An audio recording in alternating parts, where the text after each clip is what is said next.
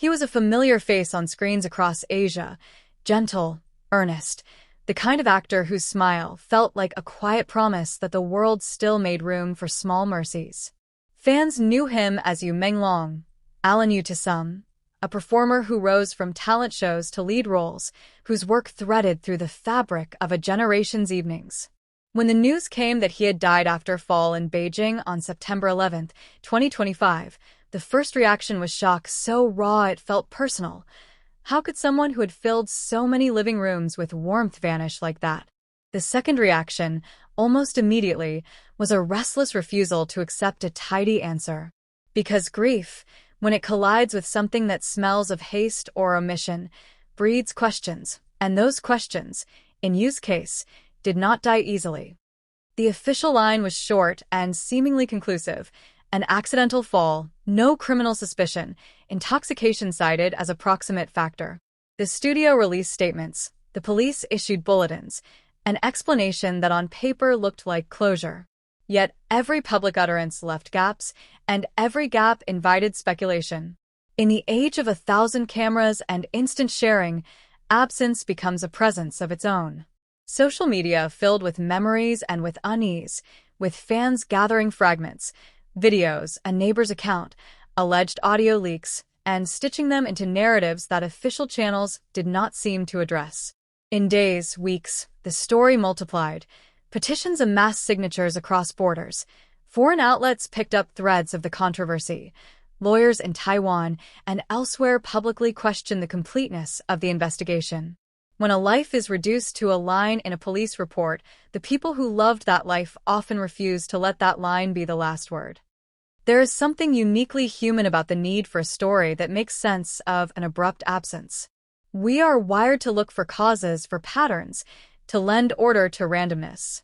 But when the patterns are interrupted by official silence, by discrepancies between what is said and what people remember, a last text message that hints at coercion, rumors about missing family members, alleged recordings that speak of violence, and the retrieval of objects from a body, the psyche of a public can tilt toward distrust.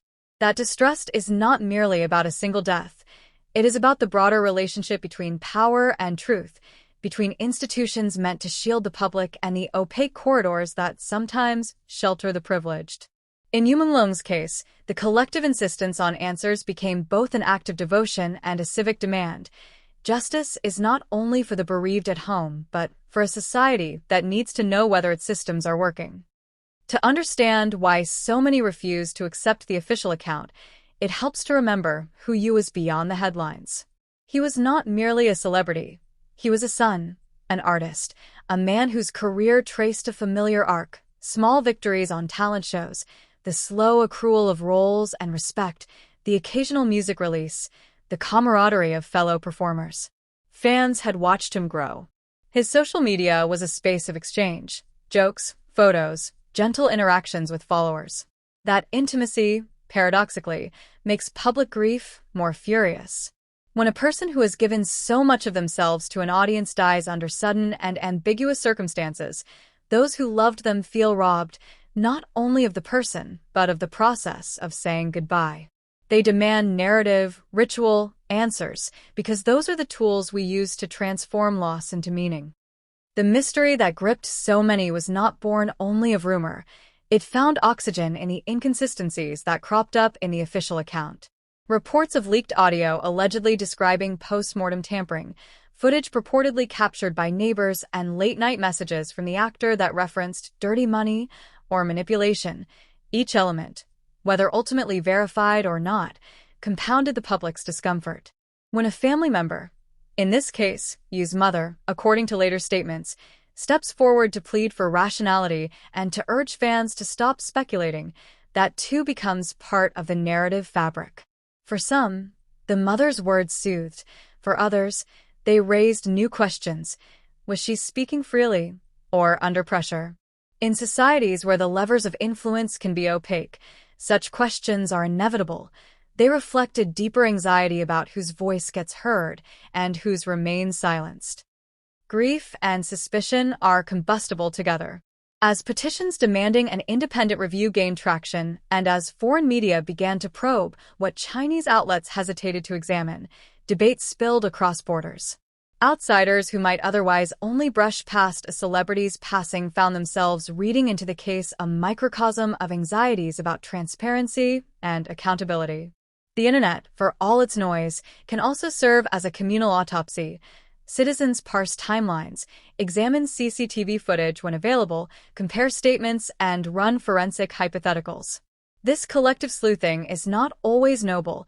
It can amplify falsehoods and deepen wounds, but it can also be a form of democratic pressure, a way in which ordinary people insist on being taken seriously by the institutions that represent them.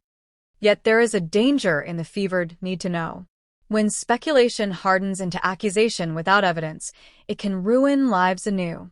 The line between seeking truth and extracting narrative can become dangerously thin. Friends and colleagues find themselves dragged into online inquests. Unverified claims can scar reputations irreparably.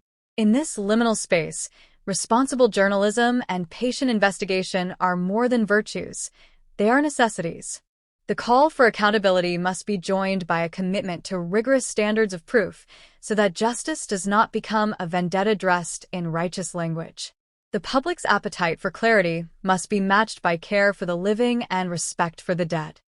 Still, asking difficult questions is not inherently malicious. For many of Yu's supporters, the petitions and the calls for scrutiny felt less like mob fury and more like a communal vigil. To sign a petition was to say, in small but persistent ways, we remember you, we want the truth, we want the systems that failed you to be examined.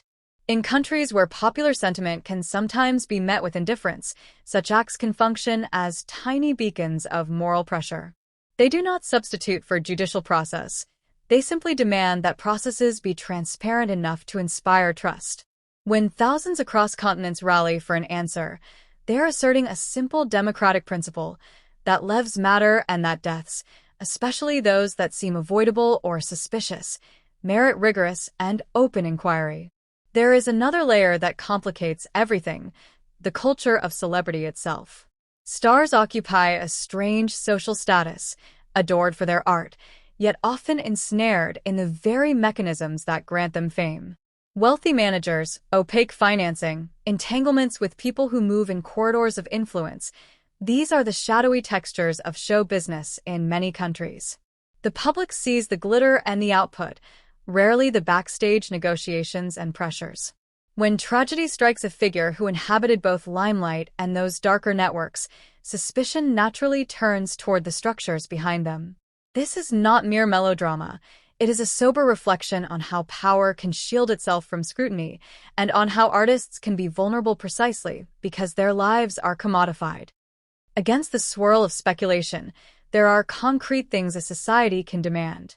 Transparent release of forensic findings, access to impartial third-party reviews, protection for witnesses who come forward, and the preservation of evidence are not rhetorical flourishes. They are the rudiments of credible inquiry.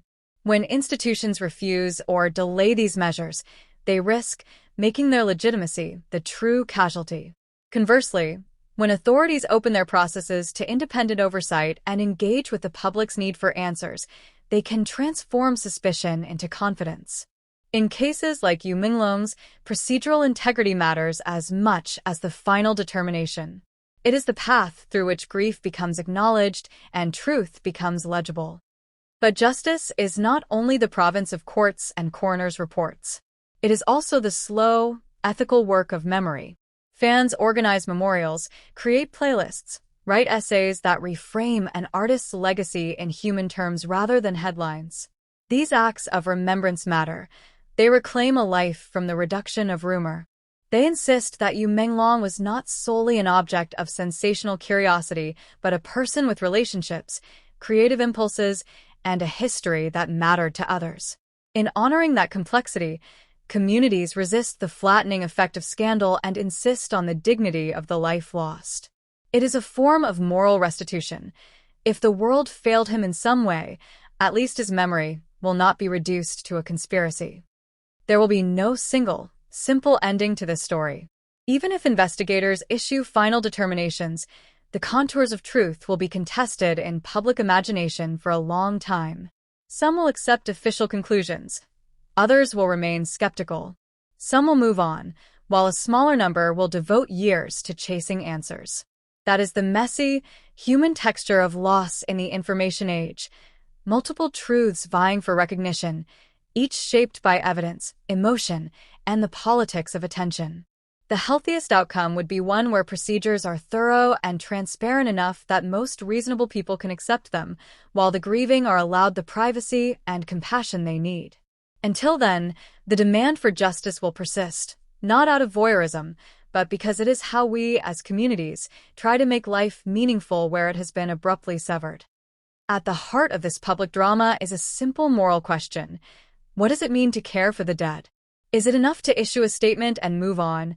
Or does caring require patience, transparency, and the willingness to confront uncomfortable facts? For the friends and family of Yu Menglong, for the thousands who watched his performances, and for the wider public watching how institutions respond, the answer is clear. Care means refusing to let official narratives stand unexamined when they conflict with reasonable doubt. Care means demanding processes that respect victims and witnesses alike. Care means memorializing a life with the tenderness it deserves while insisting that truth, however inconvenient, be sought diligently. In the end, justice for Yu Menglong, and for anyone whose passing is shrouded in ambiguity, is not a single verdict handed down in a courtroom. It is an ongoing cultural requirement that we build systems to investigate properly, that we cultivate a public discourse capable of resisting both rumor and suppression, and that we remember the person beyond the headlines. If there is any solace to be found, it is in the persistence of people who will not let a life be erased by a line in a report. They will keep asking, keep gathering, keep memorializing. They will press institutions to be better, and in doing so, they will honor the man whose performances once asked us to feel, to laugh, to ache, to hope. Truth, however slow, is a kind of compassion. Seeking it is how a grieving world can say, with conviction rather than conjecture, "You mattered, we remember, and we will not let your story be buried in shadow." If there is a final, human image to hold on to, it is not the image of a scandal or a headline. It is a frame from a scene where a character reaches out, or a backstage photograph where the actor smiles at someone off camera. Those fragile moments, small, ordinary, true, are the most honest memorials. They resist simplification and demand that, whatever else happens, the man behind the fame be treated with the dignity his life deserved. Justice, in its fullest sense, would ensure that his death is investigated with rigor and transparency. But justice would also ensure that his memory is kept alive in the ways he most likely would have wanted, through art, through quiet remembrance, and through a collective insistence that truth be sought, not for spectacle, but for the simple moral order that asks us to weigh life and death with care. The days following Yu Menglong's death unfolded like a slow-motion storm. At first, disbelief dominated the air, fans refreshing their feeds, waiting for someone to say it wasn't true. Then grief began to solidify into something heavier, a quiet, aching sense that the world had not only lost a talented actor, but also a kind human being whose life had been cut short too abruptly and perhaps too unfairly. Candlelight vigils appeared in front of his old filming locations. Thousands of paper cranes were left at studio gates. In those moments, it was no longer about fame or gossip. It was about loss, raw and unfiltered. What made Yu's passing so unbearable was the feeling that something about it didn't fit. People who had seen him days before said he was cheerful, full of plans. He had spoken about upcoming projects, a new music piece, even plans to visit family. Nothing about his demeanor hinted at despair or recklessness. And so, the idea that his life could end so suddenly, and in a way so violently ordinary, didn't sit right. Questions echoed louder with each passing day, not out of obsession, but out of love. Friends described Yu as the kind of man who would apologize for being 5 minutes late, who stayed behind on set to make sure everyone had eaten, who sent gifts to crew members long after filming wrapped. He wasn't just admired, he was respected. That is why his death felt so wrong, because it contradicted everything people knew about him. Those who knew him best said he was careful, grounded, someone who rarely drank to excess. So when reports mentioned intoxication, disbelief turned into suspicion. How could someone so self-aware and health-conscious fall prey to such a fate? In an age where every truth competes with countless versions of itself, the line between fact and fiction blurs quickly. Rumors and insider claims flooded social media. Some claimed there were inconsistencies in the police report. Others said security footage had gone missing. There were whispers of people being paid to stay silent. Whether or not all these details were true became almost secondary. What mattered was the feeling that the truth, whatever it was being handled carelessly. The people wanted clarity, not closure. The push for justice became a collective mission. Fans across the world started trending hashtags demanding a transparent investigation. Petitions were translated into multiple languages, reaching millions of signatures. Candlelight events spread to different cities, from Seoul to Taipei, from Manila to Singapore. Artists who had worked with Yu posted tributes that felt both heartfelt and coded, as though they wanted to say more but couldn't. Behind every tribute was an unspoken plea: tell us what really happened. But beyond the noise of social media and the glare of international headlines, there was a quieter story unfolding: the pain of Yu's family. His parents, especially his mother, faced unbearable grief while being forced into the public eye. Her statements were calm, dignified, yet one could hear the exhaustion between her words. To lose a child is unimaginable. To lose one so publicly, amid chaos and speculation, is torment. Her plea for peace and truth was not just for her son. It was for every parent who has ever felt powerless in the face of silence. It's easy to forget that behind every case is a family that must live with its echoes long after the world moves on. For them, justice isn't a trending topic, it's a necessity for survival. Knowing what happened becomes the only way to breathe again. That is why the call for transparency matters. It is not about sensationalism. It is about giving dignity to the dead and peace to the living. Yu Menglong's death opened an uncomfortable conversation about accountability, about how celebrity often masks vulnerability. Fame may look like freedom, but in truth, it can isolate.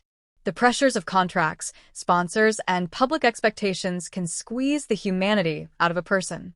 Behind every smile on camera, there can be exhaustion, fear, or manipulation.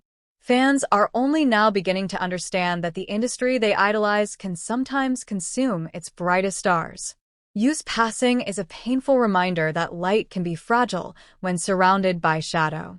But what sets this story apart is how it awakens something rare: unity born from grief. People who had never met Yu came together in solidarity, not for entertainment, but for truth. Artists began speaking out about the need for fair treatment in the industry, for better mental health support, for protection against exploitation. Legal experts called for reforms to ensure that celebrity deaths are investigated with the same transparency as any other citizens. And quietly, people began to talk about what justice really means, not as revenge, but as remembrance. Justice, after all, is not just a legal process. It's moral restoration. It's the act of refusing to let lies replace memory. For Yu, justice means uncovering truth without destroying the beauty of who he was. It means letting his story become a call for compassion, reform, and humanity. It means that future artists, watching from the wings, will not have to suffer the same silence. In every tragedy lies a mirror. Yu Menglong's passing reflects not just the fragility of fame, but the resilience of those who love honestly. His fans are no longer just admirers, they have become advocates. They speak his name not in whispers but in vows, to protect his legacy, to demand fairness, to ensure no artist's death is brushed aside as an inconvenience. As days turn to months, the noise may fade, but meaning will remain. Because somewhere in that silence, there will still be a mother waiting for answers, fans lighting candles, and colleagues remembering the warmth of his laughter. And perhaps that is where justice truly begins, not in a courtroom or a headline, but in hearts that refuse to forget. If Yu's story teaches anything, it is that truth is not a luxury. It is a right, one that every human being, famous or unknown, deserves in both life and death. The search for truth in Yu Menglong's shadowed death is not merely about uncovering what happened on a tragic night. It is about ensuring that his story and others like his become catalysts for change, that silence never again becomes the final word. Because some stars never fade, they become constellations that guide us towards something better: honesty, accountability, compassion. And maybe, just maybe, that is where justice will find its truest form, not as punishment, but as light.